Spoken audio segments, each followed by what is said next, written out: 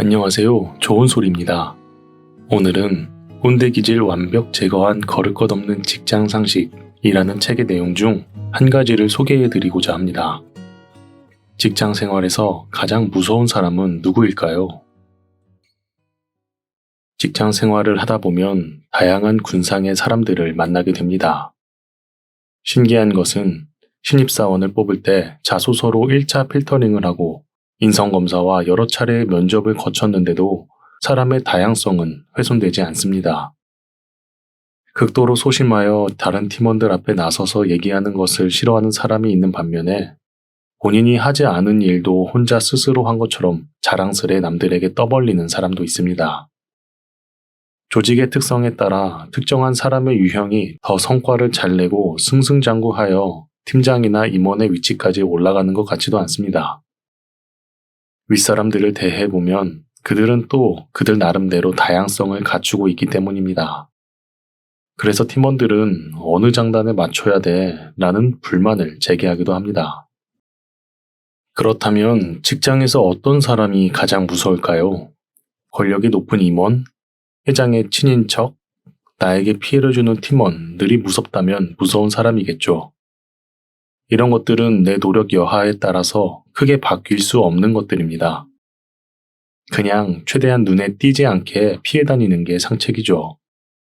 하지만 여기서 다룰 무서운 사람은 직장 생활에서 본인만의 노력으로 스스로 장인 정신을 갖춘 사람입니다.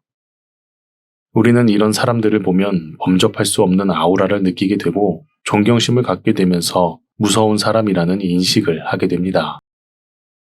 아마도 주변을 둘러보면 이런 인물들이 한둘쯤 있을 것입니다. 이 책에서는 직장 생활을 하면서 무섭게도 존경스러운 인물에 대해 묘사하고 있습니다.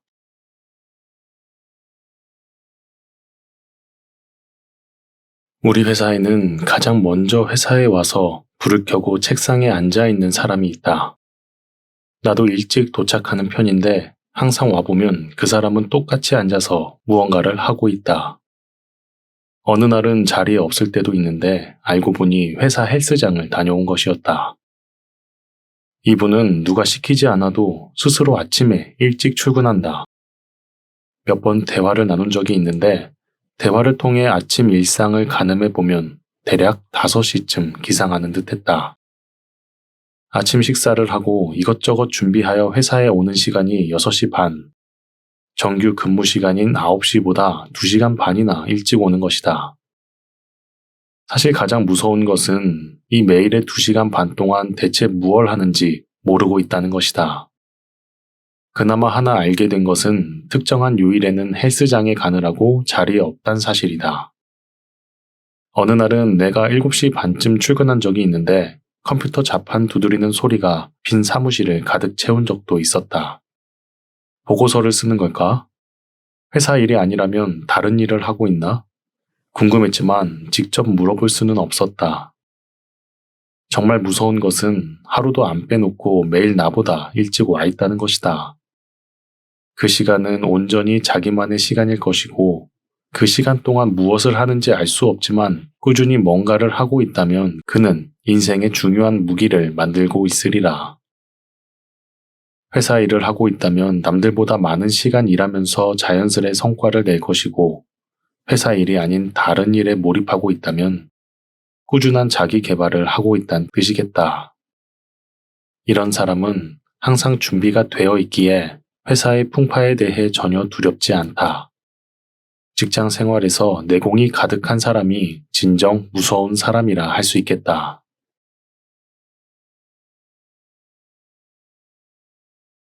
직장 생활을 하다 보면 일정 관리에 어려움이 있다는 사실은 모든 이들이 공감할 것이다. 제한된 시간에 많은 일을 하려니 고되고 힘들다. 그러다 일이 몰리기라도 하면 마감 날짜를 맞추기 위해 야근을 서슴지 않으며 미친 듯이 막판 스퍼트를 달린다. 그렇게 시간에 쫓겨 억지로 만들어진 결과물들에 대한 피드백은 좋을 리 없다. 하지만 우리는 이러한 변명을 늘어놓기 바쁘다. 시간이 없기에 그 정도가 최선인 것이고 사람을 더 뽑아서 일을 줄여주면 그땐 완벽한 보고서가 나올 수 있어요. 왜 우린 항상 시간이 없을까? 나는 회사에서 답을 찾기 위해 주변 사람들을 둘러보았다. 팀 선배 중 한 명이 눈에 띄었다. 왜냐하면 팀원들 모두 이 사람을 믿고 신뢰하고 있었는데 막상 일이 많아서 바빠 보이진 않았기 때문이다. 친하게 지내는 선배라 나도 이 사람이 왜 팀에서 신뢰받고 있는지 대강 알고 있다. 일이 많은 자리임에도 주어진 일정을 한 번도 어긴 적이 없었다. 항상 마감 당일 오전에 완료하거나 하루 전에 완료해서 남들은 정신없는 마감 당일에 여유롭게 커피를 마시거나 다른 일을 벌써 시작하고 있었다. 어느 날은 커피를 마시며 물어보았다. 내일이 마감일인데 바쁘지 않으세요? 아, 대강 끝내놓고 마지막 검토만 하면 내일 오전에 제출할 수 있을 것 같아. 여유가 느껴졌다. 그는 이미 회사 생활을 정통한 베테랑이었고 일의 전반적인 흐름을 꿰뚫고 있었으며 소요되는 시간까지 타이트하게 계산하고 있었다. 시간 관리의 신이었다. 나는 그가 야근하는 것을 한 번도 본 적이 없다. 예전에는 꽤 많이 야근했다고 하는데 최근 2년간 내가 보아온 모습에서 그가 야근하는 장면은 전혀 관찰되지 않았다. 한 번은 너무 궁금해서 물어본 적이 있다. 아니, 일이 그렇게 몰리는데도 어떻게 야근 한 번 안 해요? 친했기에 물어볼 수 있는 질문이었다. 나는 그냥 아무 생각 없이 일이 떨어지면 바로 시작해. 그리고 거의 마감 일주일 전에 초안을 만들어 놓으려고 해. 마감일까지 검토랑 수정만 할 수 있게. 그러다 다른 일이 들어오면 그 일에 집중하다가 틈틈이 이전에 해놓은 초안을 검토하는 거지. 그럼 동시에 여러 일을 할 수 있어. 그는 별일 아니라는 듯이 쉽게 말했지만 나는 그게 얼마나 어려운 일인지 안다. 그러기 위해선 이미 밀린 일이 없어야 했고 일을 시작하고 초안이 완료될 때까지 걸리는 시간을 스스로 계산해 내야 했다. 이처럼 자기만의 루틴으로 타이트하게 시간 관리하는 사람도 나에겐 무서운 사람이었다. 어떻게 보면 개인적으로 가장 무서운 사람이라 생각한다. 어느 조직이든 한 명씩은 있는 듯한데 이 사람이 사실 무슨 생각을 하는지 모르겠다. 자기 생각이나 개인 사생활에 대해서 표현을 잘 안 하고 있는 듯 없는 듯 회사 생활을 한다. 그래서 거의 혼자서 점심을 먹거나 이런 사람을 좋아하는 특이한 취향의 사람들이 다가가 함께 있는 모습을 보곤 하는데 그 사람의 옅은 미소에서 숨겨둔 본성이 드러난다. 우리 팀에도 물론 이런 사람이 있지만 사실 난 신경을 잘 쓰지 못했다. 그가 경력으로 입사하기도 했고 나랑은 다른 분야의 업무를 하고 있었기 때문이다. 어쩌다 한번 짧게 대화를 나눈 적이 있는데 무색무취의 느낌이었다. 내 얘기만 잔뜩 쏟아내었지만 그는 동조하지도 부정하지도 않았다. 하지만 그냥 물처럼 무색무취가 아니라 얼음처럼 무색무취였다. 본인만의 건조가 확실히 있는 느낌. 아니나 다를까 시간이 지날수록 그의 조용한 성과는 빛이 났다. 다른 사람은 작은 성공으로도 부풀리며 떠벌리기 바쁜데 이 사람은 엄청난 성과를 내고 회사에서 상도 받았음에도 별일 아니라는 듯 전혀 내색하지 않았다. 다음 성과를 준비하는 것 같았다. 마치 성과 내는 로봇 같았다. 회사는 이런 사람을 좋아한다. 아무 탈 없고 요구사항도 없고 불만도 없다. 그저 자기에게 주어진 일에 대해서 성과를 만들어낼 뿐이다. 어느 순간 무색무취의 그에게서 발산하는 증기가 느껴졌다.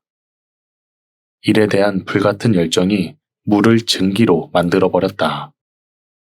그에게는 아무데나 갖다 놔도 성공을 이끌어내는 에너지가 있었다.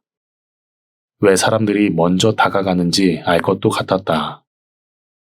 이렇게 본인의 에너지로 엄청난 성과를 내고도 조용히 할 일 하는 사람은 존경받을 만한 무서운 사람이었다.